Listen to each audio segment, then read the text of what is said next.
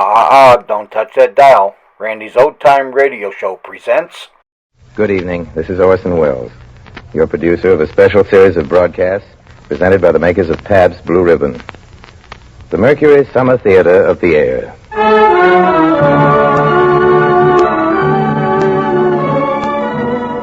Tonight and every Friday night, Pabst Blue Ribbon presents you with a front row seat at one of the greatest plays ever produced.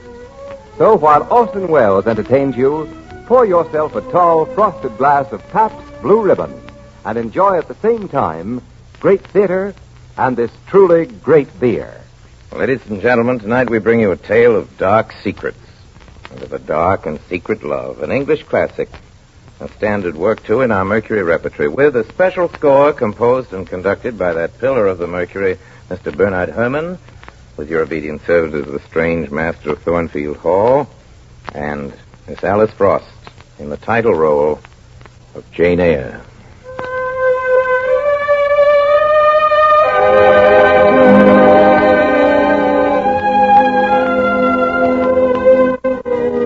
My name is Jane Eyre. I have no father or mother, brothers or sisters. When I was 10 years old, my aunt sent me off to Lowood School. It was not so much a school as an institution for the children of the poor. Soon after I was 18, I placed an advertisement in the Yorkshire Herald, applying for the position of governess. The following week, a reply came from a Mrs. Fairfax of Thornfield Hall in Yorkshire. If J.E., who advertised last Thursday, is qualified to teach the usual branches of a good English education, a situation can be offered her where there is but one pupil, a little girl 9 years of age.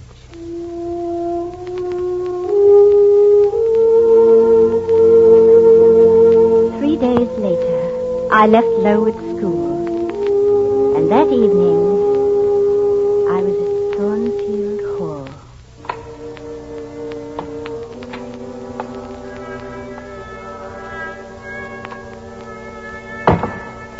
How do you do, my dear? Oh, I'm afraid you've had a tedious ride. No, indeed, ma'am. Shall I have the pleasure of seeing Miss Fairfax tonight? I am Mrs. Fairfax. Oh, you mean your pupil, Adele. She is not my daughter. The child is Mr. Rochester's ward. And who is he? The owner of Thornfield Hall. I'm merely the housekeeper. Your pupil is his ward. He wrote me to find a governess for her. He's not here himself? Almost never. Much of the time he's abroad. It does seem strange for a gentleman to own this great house, yet never stop here to enjoy it. You will find, Miss Eyre, that Mr. Rochester is in many ways a strange gentleman.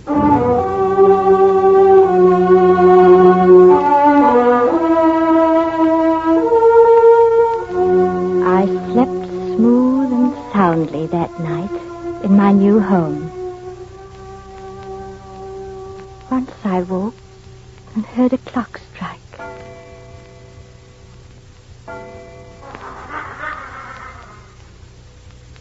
I heard another sound.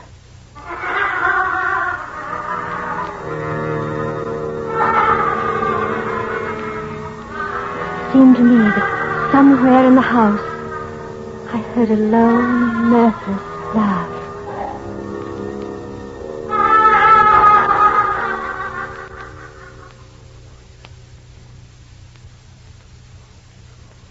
Then for many weeks, nothing happened to break the smooth course of our lives at Thornfield Hall.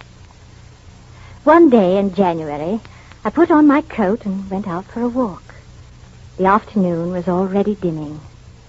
On the hilltop above me sat the rising moon, pale as a cloud.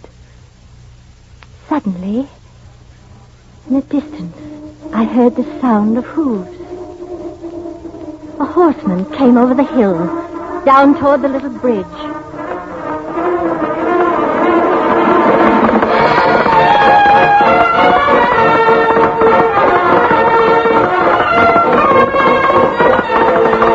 Easy! Easy there! Oh, the devil. Are you injured, sir? Stand on one side. Oh. Down, pilot. Down. Oh, my leg. You Where do you come from? You young girl, you're not a servant in the hall. I'm the governess to Mr. Rochester's ward. Oh, you're the governess. Just take it if I hadn't forgotten the governess. Well, necessity compels me to make you useful. Come closer, let me lean on your shoulder. Now, hold the bridle. Here we are. Now just hand me my whip. It lies there under the hedge. Here, sir. Thank you. Goodbye, child.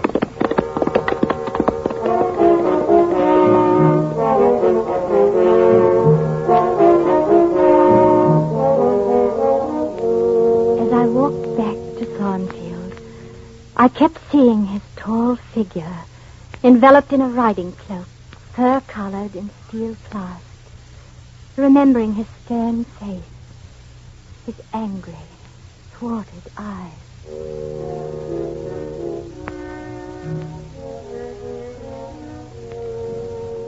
was late when I got back to the hall.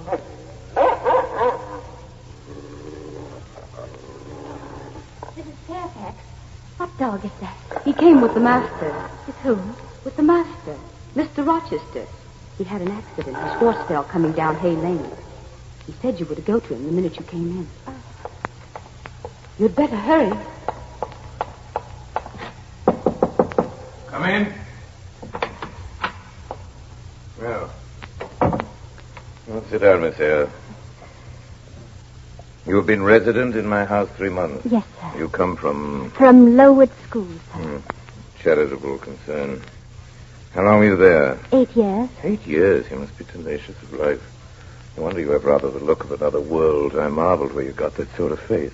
I'd half a mind just now in Hay Lane to demand whether you'd bewitched my horse. Indeed, I'm not sure yet. Who are your parents? I have none. Or ever had, I suppose. Now, don't draw that chair further off, Miss Eyre. Sit down exactly where I placed it, if you please. Otherwise, I cannot see without disturbing my comfortable position, which I have no mind to do. You examine me, Miss Eyre. You think me handsome? No, sir. And what faults do you find with me, pray? Does my forehead not please you? Does it look as if I were a fool? Why don't you answer me? You look very much puzzled, Miss Eyre.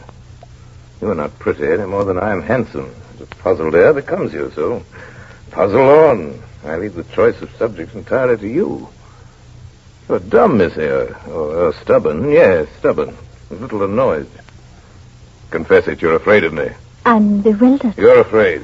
I had no wish to talk nonsense. If you did talk nonsense, it would be in such a grave, quiet manner, I should mistake it for sin. You never laugh, Miss Eyre. Don't trouble to answer. It's past 9, sir. I must say good night. Good night. Good night, Miss Eyre.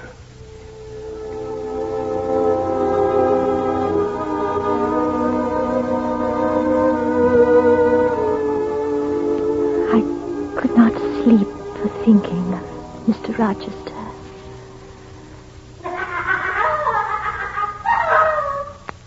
I lay there listening.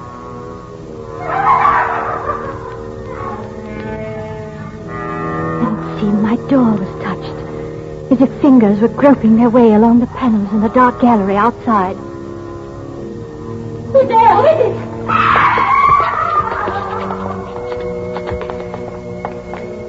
There was a strong smell of burning. Mr. Rochester's door was ajar, and smoke rushed from his room. The curtains were on fire. Wait! Wait, Mr. Rochester, wait! Yeah? Huh? He lay stupefied in his sleep. I rushed to the basin and pitcher. Go! What is it? Is there a flood? No, sir, but there's been a fire. In the name of all the elves in Christendom, is that Jane Eyre? What have you done with me, witch? Sorceress? The smoke. Who's in this room besides you? Look at me, Jane. Did you happen to hear during the night an odd laugh? Yes, sir. I thought perhaps one of the servants... Just so, one of the servants. You guessed it.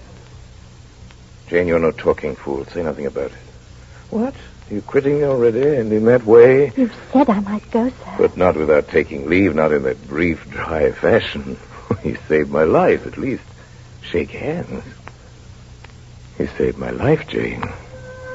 I knew you'd do me some good in some way. Sometime.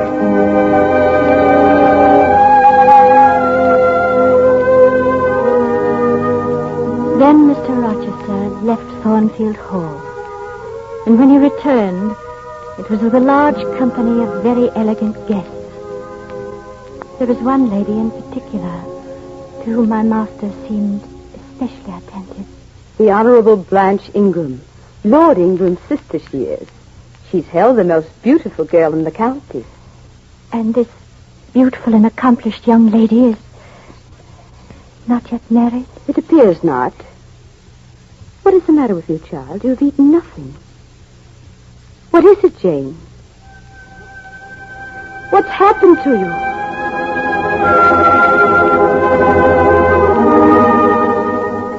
That evening, word came that Mr. Rochester wished to introduce my pupil, Adele, to the ladies in the drawing room after dinner. I rose and curtsied to them. One or two bent their heads in return. The others only stared at me. As soon as I could, I left quietly through the side door. How do you do? I'm very well, sir. Why did you not come over and speak to me in the drawing room, Jane? I did not wish to disturb you. What have you been doing while I was away? Teaching Adele, as usual. Getting a good deal paler than you were. Now, who in the devil is that at this time of night? Shall I go and speak, Yes, sir? Jane, I must return to my guests. I fear Miss Ingram will have marked my absence. Mr. Rochester? Yes? There's a man to see you, sir. He went into the drawing room. Devil he did. Have you his name? Mason, sir, and he's come from the West Indies. Mason. From Jamaica, I think. I'll see him presently. Yes, Mr. Rochester. Mason. West Indies. Is that what she said? You feel ill, sir? Oh, Jane. Jane. I've got a blow. Oh, Jane. If all the people in that drawing room came in a body and spat at me, what would you do, Jane? I'd turn them out of the room, sir, if I could. But if I were to go into them and they dropped off and left me one by one, what then? Would you go with them?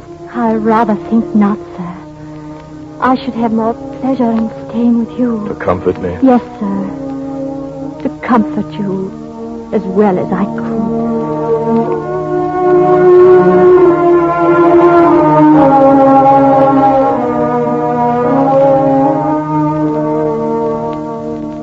Much later that night, I wakened suddenly. Jane! Get up! Get up, I need you. Have you a sponge in your room? Yes, sir. You won't turn sick, Jane, at the sight of blood. Here, give me your hand. Let me see. Warm and steady. You'll do, Jane. Come along. I followed Mr. Rochester to the floor above. We entered a large room. And beyond that, there was an open door. And from inside came a low sound. Almost like a dog growling. In a chair was the form of a man, huddled and still. I saw that it was a stranger, Mason, the gentleman who had called earlier. His sleeve and his shirt on one side was soaked with blood. She's done for me. Quiet, miss. Done for me. Nonsense. You've lost a little blood, that's all. Now then, Jane. Hold this basin. Oh, she went at me with her teeth. Will you be silent? She sucked the blood. She said she'd drain my heart. I warned you, Mason. I thought I could have done her some You good. thought, Mason. Get up. You must be out of the house before morning. Let her be taken care of. Let her be treated as tenderly as may be. Let her I be... do my best, Mason. And have done my best. And will do it, never fear. Yet, would to God there was an end to all this.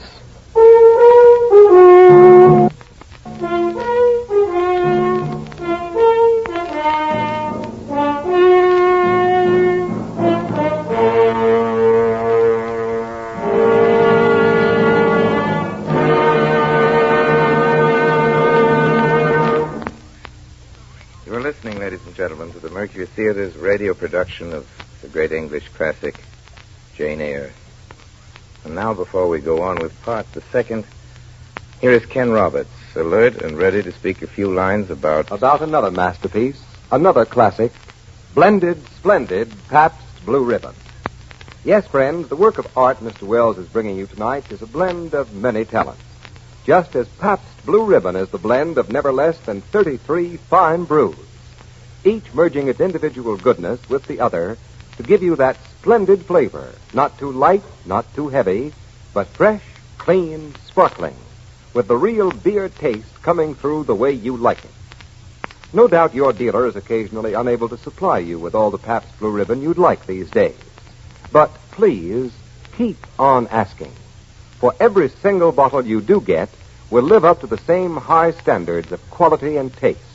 Yes, every bottle will be, as always, blended, splendid, Pabst Blue Ribbon. And now Orson Welles continues with Jane Eyre.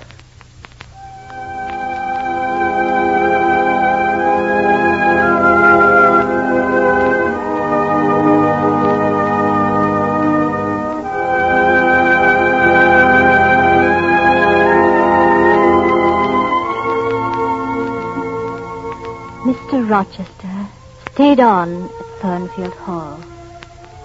The talk continued about his coming marriage to Miss Ingram. Yet never had he called me more frequently to his presence. Never had he been kinder to me. And alas, never had I loved him so well.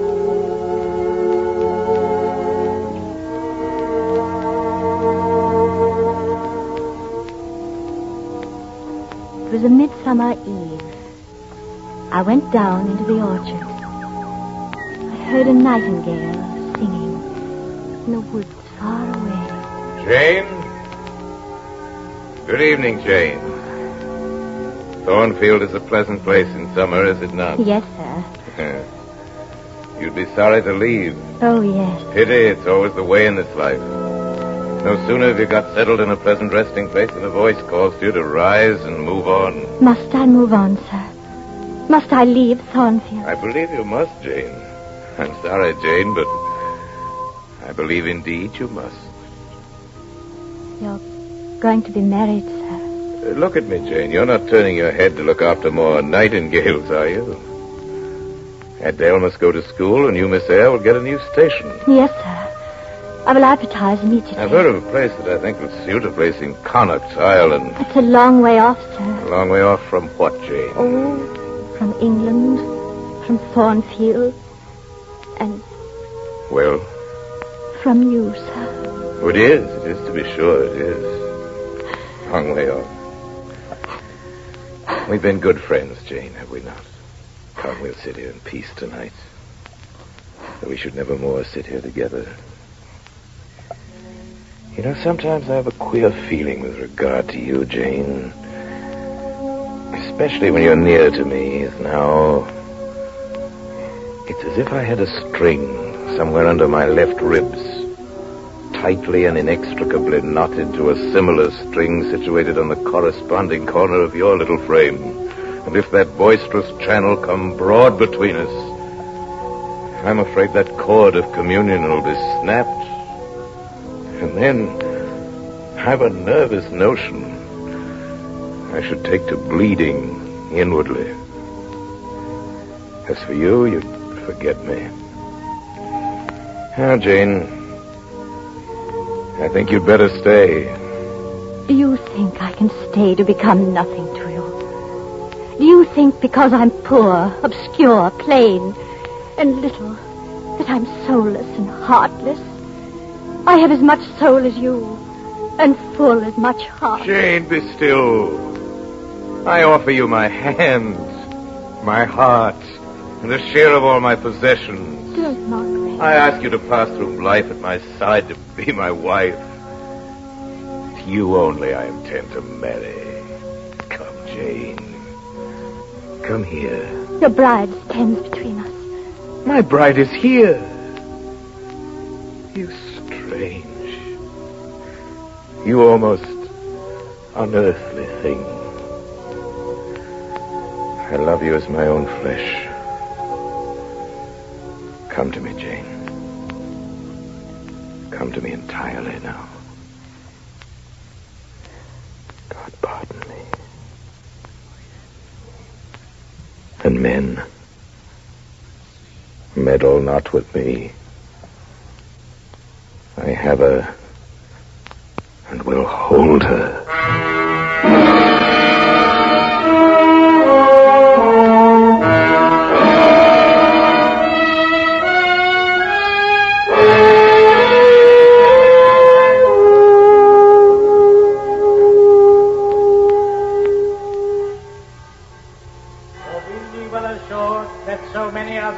Together, otherwise than God's word doth allow, are not joined together by God, neither is their matrimony lawful. Edward Rochester, wilt thou have this woman for thy wedded wife? This marriage cannot go on. I declare the existence of an impediment. Proceed with the service. Mr. Rochester has a wedded wife, now living at Thornfield Hall. I saw her there last April. I am her brother. What this man here says is true. Bigamy is an ugly word, yet that is what I meant to be. A bigamist. I dare say you've heard gossip about the mysterious lunatic kept under watch and ward. I now inform you that she is my wife, Bertha Mason, whom I married 15 years ago in Spanish Town, Jamaica. Bertha Mason is insane. You may see for yourself, if you wish, what sort of being I was cheated into marrying. And judge whether or not I had a right to break the compact and seek happiness with this girl I love. Well, I failed. Take the coach back to Thornfield. Not be wanted today. To the right about every one of you. Away with your congratulations. Who wants them? They're 15 years too late.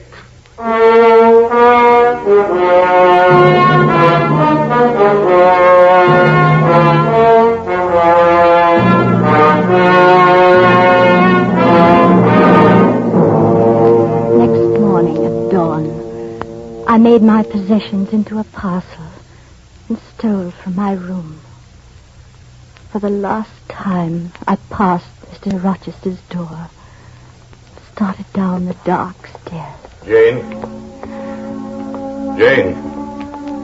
You mean to go one way in the world and let me go another? I do. You will not stay, Jane. You will not be my comforter, my rescuer. My deep love, my tragic grief. They're nothing to you. God bless you, my dear master. God keep you from harm and wrong. Jane. Jane. Jane!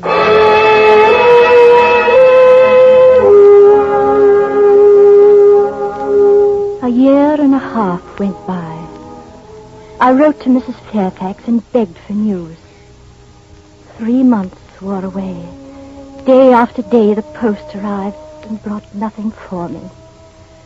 I packed my things and took the stagecoach for the north. 36 hours later, I was at Milford.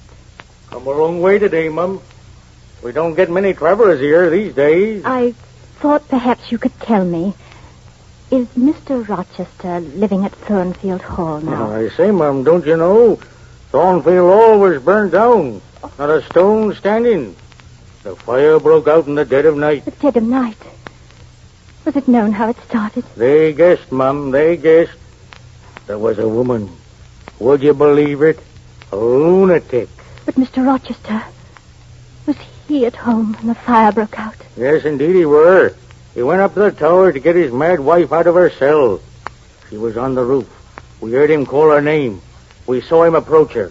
And then, Mum, she yelled and gave a spring, and the next minute she lay smashed on the pavement. Dead? Yes, dead as the stones on which her brain and blood were scattered. Oh.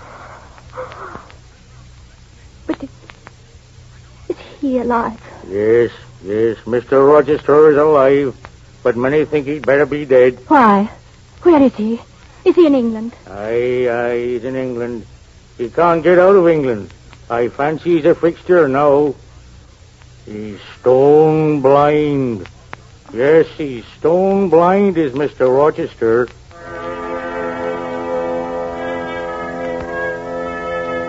I found him in a small manor house nearby. A neglected handful of fire burned low in the grate. And leaning over it with his head supported against the high, old-fashioned mantelpiece stood Mr. Rochester. Is that you, Mrs. Fairfax? Down, pilot. What's the matter? Down, sir. is you, Mrs. Fairfax, is it not? Mrs. Fairfax is in the kitchen. Who is this? Answer me. Speak again. Your dog knows me. John and Mrs. Fairfax. Her very fingers. Her small, slight fingers. If so, there must be more of her. Is it Jane? This is her shape. This is her size. And this is her voice. And her heart, too. Jane Eyre. Jane Eyre.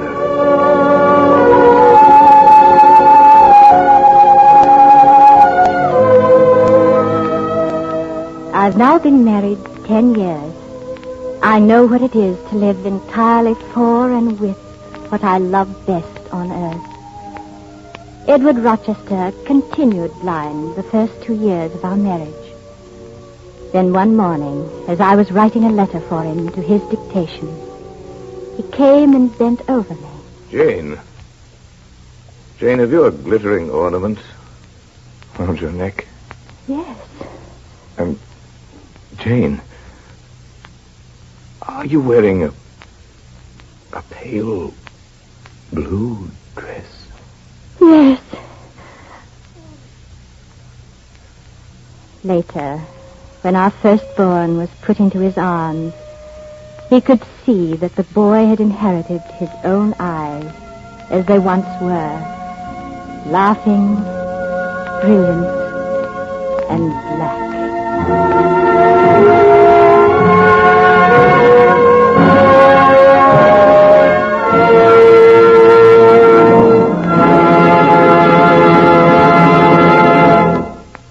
Orson Welles will be back in just a few seconds to tell you about next week's production of the Mercury Summer Theater. But first, the makers of Pabst Blue Ribbon wish to remind you that though you may not be able to get Pabst Blue Ribbon every time you want it in these days of grain restrictions, it is well worth your while to keep asking. For every bottle you do get will continue to live up to its name. And speaking of grain restrictions, not a single grain of wheat is being used in the brewing of beer and ale. And the grains that are being used by breweries are not the grains wanted for famine relief. Now let me repeat. When you do get Pabst Blue Ribbon, you can be sure this truly great beer will be, as always, the happy blending of never less than 33 fine brews. As always, blended, splendid Pabst Blue Ribbon. Now, Mr. Wells. Next week, ladies and gentlemen, we bring you one of the most fascinating stories that it's ever been the privilege of the Mercury Theater to broadcast. One of the very tallest of all the tall stories ever told. It's a yarn of high adventure on the high seas. It's called The Passenger to Bali. Till next week then, at the same time, same station, speaking for my sponsors, the makers of Pabst Blue Ribbon Beer, and for everybody in the Mercury Theater, I remain as always obediently yours.